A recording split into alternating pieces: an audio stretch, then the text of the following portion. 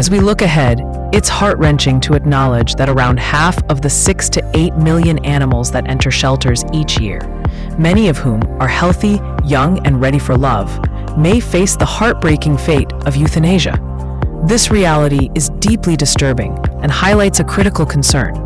There are simply too many animals in need and not enough caring adoptive homes to welcome them.